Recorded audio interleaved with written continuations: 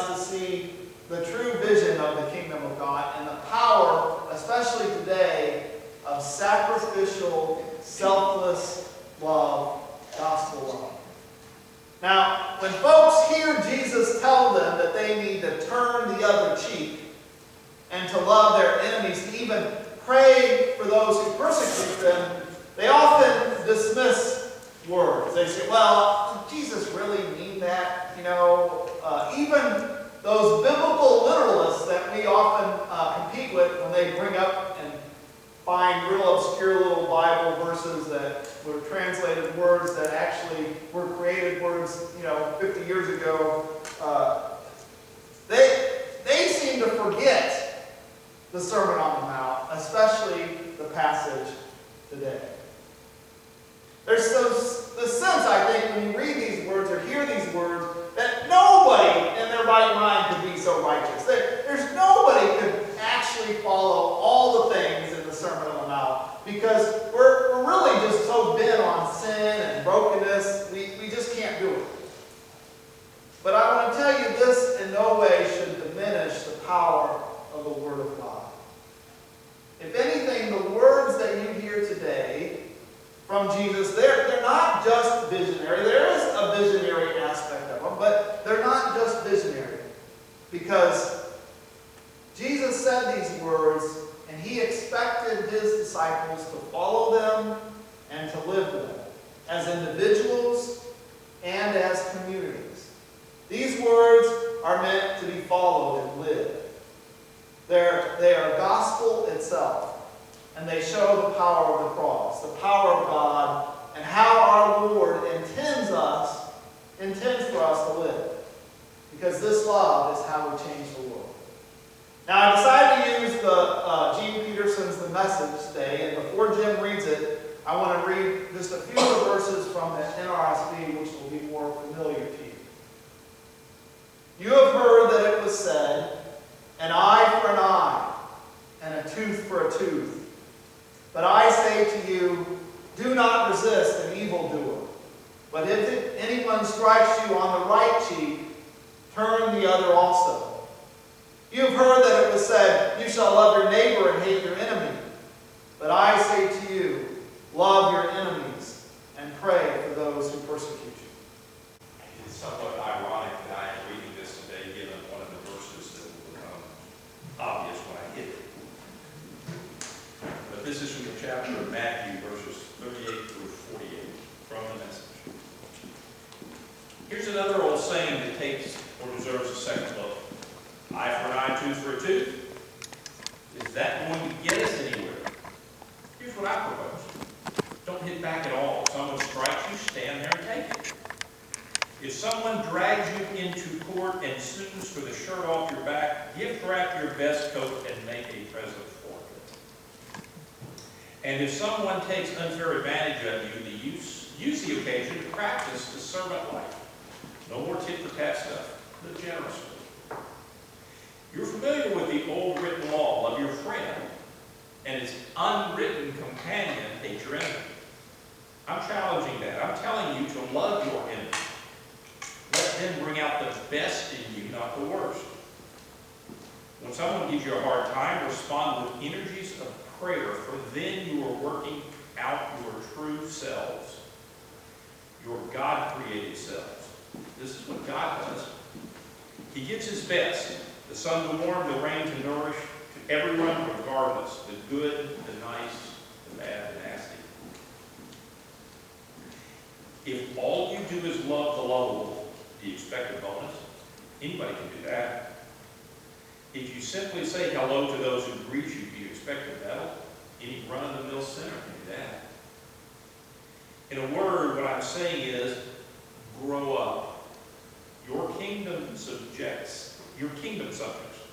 Now live like it. Live out your God-created identity. Live generously and graciously towards others, the way God lives towards you. This is the word of God. Thanks be to God. Eternal Spirit, God of steadfast love and mercy, come to us, O Lord. Let us know the power of your redeeming love. is so profound, so full, so complete that it changes the world. Help us to know this love, to share this love, to live this love. Bless the speaking, the hearing, and the living of your holy word. Amen. I've quoted Frederick Buechner in his book, The Magnificent Defeat, before, but these words seem very apt today. The love for equals is a human thing. A friend for friend, brother for brother, it is to love what is loving, and lovely the world smiles. The love for the less fortunate is a beautiful thing. The love for those who suffer, for those who are poor, the sick, the failures, the unlovely. This is compassion, and it touches the heart of the world. The love for the more fortunate is a rare thing. To love those who succeed where we fail. To rejoice without envy with those who rejoice. The love for the poor, of the rich, of the black man for the white man. The world is always bewildered by its saints. And then there is the love for the enemy. Love for the one who does not love you, but mocks, threatens, and inflicts pain. The torturer's love for the torturer. This is God's love. It conquers the world. Love. Here we are, we're just a few days after Valentine's Day, a day of love. It's easy to get wrapped up in that warm, fuzzy feeling when you think about your sweetheart, and Buechner's right. The world smiles. It feels good to love and to be loved, to share a life together. Compassion, too, is certainly something that we celebrate, especially here at this church. We know that Jesus lived compassion and asked us to be compassionate to others, to love and care for others. And we all know that this world desperately needs more compassion. And that rare love of those who can rejoice without envy, for those who seem to have everything go right in their lives, it shows the heart of a saint. But then there is the love that Jesus speaks of today. Love for our enemy. Love that turns the other cheek. Love that even in the face of cruelty and violence refuses to strike back or debase or cause pain. And instead shows love, agape love. Shows selfless, sacrificial, totally giving love. It is the love that changes the world. And if we really want to follow Jesus, if we really want to heal the brokenness of our world, if we really want to do God's will, then this is the kind of love that we need to offer and live. Now, I know, folks, how hard it is to turn the other cheek from personal experience. And if somebody hurts you, right, says mean things about you, the first inclination is to hit back. It's human nature. I do it, you do it, we all do it. We almost can't help ourselves. How many times are you having an argument, maybe with your spouse, and he or she criticizes you, and instead of owning up to your own mistake, don't we often see the flaw in the other person, and so we have to immediately point it out? And it becomes this tit-for-tat thing. It's the same thing. And some may argue, well, if all you do is turn the other cheek, isn't that really just enabling the one who hit in the first place? That sort of legitimizes their power over you? And God, you know, what about justice? Pastor Ryan, you're always talking about justice in our church. What about righting the wrongs of this world, of upsetting the oppressors of this world and lifting up the lowly? How can you do that if you're always turning the other cheek? Now, I want to be clear here. Jesus doesn't give us these words because He wants us all to be passive wimps and just take it from people bent on evil. The passive road is destructive. And all I have to do is think of women who stay in abusive relations because they know, quote, well, he really does love me. He just forgets and gets out of hand sometimes. That is rubbish. I stand with a woman that some have faced horrible situations.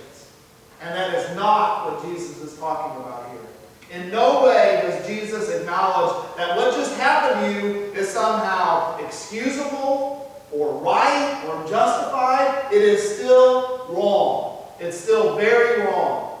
And when you offer the other cheek or don't hit back at all, as Jesus advises here, when you offer your coat, gift wrapped it even, though someone has just taken the clothes off your back, even when you know you're being taken advantage of, even that you still are supposed to not resist the evil doer. You're making this profound statement, my friends.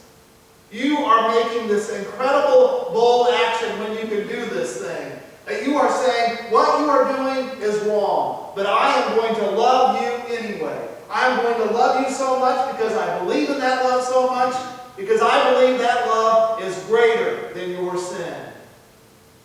And I believe that love will change the world. I believe that love will change your heart. It might not happen immediately, but it's a seed that is planted. And that love can grow and it can change a person's heart.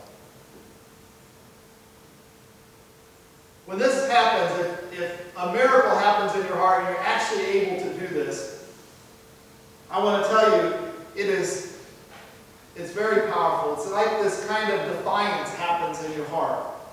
And it's very empowering. And it's not like this kind of beat you down into submission kind of reaction where you start feeling, well, maybe I deserve to be treated this way. This is very different. It's like you tap into this inner voice. And you tap into God's Spirit and you find the strength of the Lord so that you rise above the pettiness and the machinations of this pitifully small person who has to use violence in order to feel some sense of power and worth. This kind of turning the other cheek, it's not passive at all. In fact, you are incredibly assertive where this power of the Lord just flows through you into your heart and your soul, and it enables you to show this person the true power of God. A power that comes through the cross, because that's what it is. To show love to your enemies, to pray for those who persecute you, to treat people with love and respect and civility, even though they certainly aren't treating you that way. Some may say that's the daily cross that Jesus asks us all to bear. That we voluntarily take on this suffering and we rise above it and we face it with love. And just like Jesus, my friends, just like Jesus and the cross and all the pain and suffering and ultimately death that comes with it, we know that as believers in Easter and resurrection, that what the world sees as defeat, we see as victory.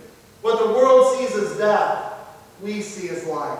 This love, it is how we change the world. It's how God redeems the world. You can't do it without the Holy Spirit. You can't do it without tapping in to God's power. What Jesus is asking us here in loving our enemies is nothing short of impossible if God doesn't help you. To lift you up, to give you that strength, that fortitude, that love. And as I said, it's not passive at all. It can actually be incredibly empowering. Because in the moment you make this conscious decision, you say, I am going to love. I'm going to show love to this person. I'm going to live out Christ's love. I'm going to live out that redeeming love, that transforming love, that resurrecting love. Because this is the love that conquers the world. This is the love that brings about the redemption of all humankind. This is the love that renews and restores and can even recreate life. We know that Jesus lived it in his ministry, in his teachings and healings, in his passion, in his death, and in his new resurrected life. And it lives on in us whenever we can surrender to it, when we strive to live it as well. Ralph Waldo Emerson wrote a bit about it. David Thoreau lived it.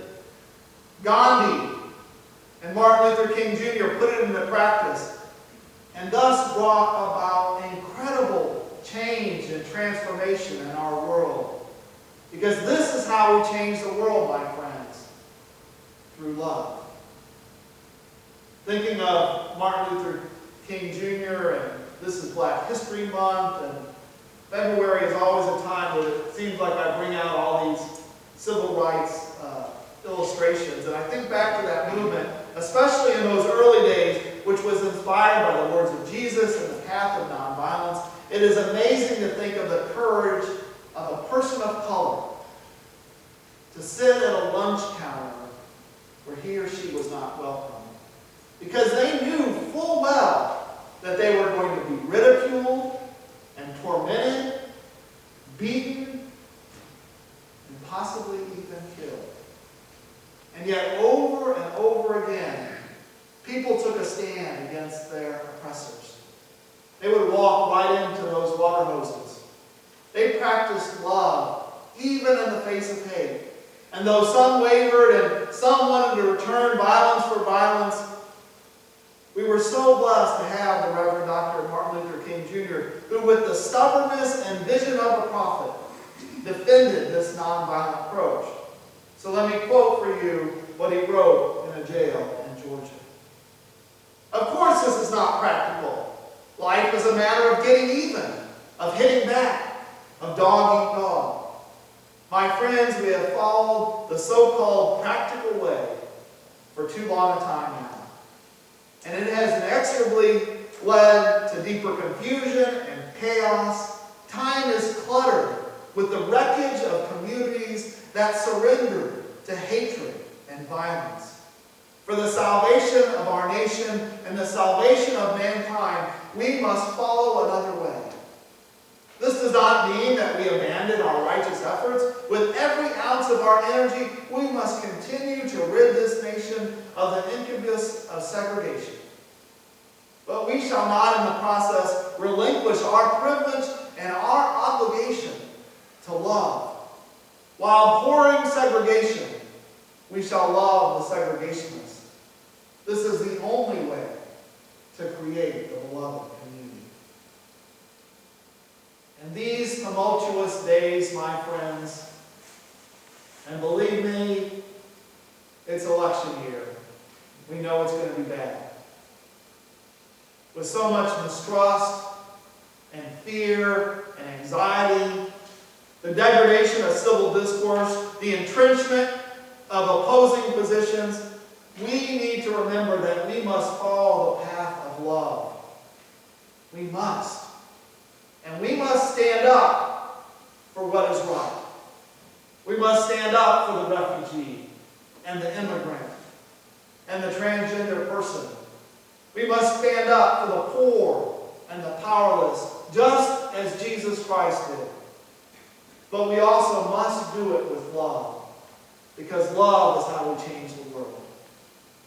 When you love after the patterns of Jesus' caring and compassion, they become the cornerstone of your life. Because we know love is not vicious or hostile. Love doesn't try to compound guilt. Love doesn't try to rub salt in the wounds of shame. Love at its best brings about reconciliation and renewal. And it shows us all the power that God can have on our lives. I used to always have a quote at the end of my emails from Albert Einstein that said this: peace cannot be kept by force. It can only be achieved by understanding. When it comes to division, we hate because we don't understand. And if we could only walk in another's shoes, maybe then we can understand why people are the way they are. But love transcends all of that. For when you love with the love of the living Christ, love talked about here, even a love for our enemies, then you realize that they're not your enemy at all, but a brother or a sister and a fellow child of God. This is the love that changes the world. This kind of love has toppled dictators and brought freedom to the oppressed. It is the kind of love that took Jesus to the cross. It's the kind of love that didn't leave him in the grave after he had died, but yet rose him up to new life on the third day. Because this is the love that redeems the world. Surrender to it, be empowered by it, live it. And I guarantee you, your life will never be the same. Thanks be to God. Amen.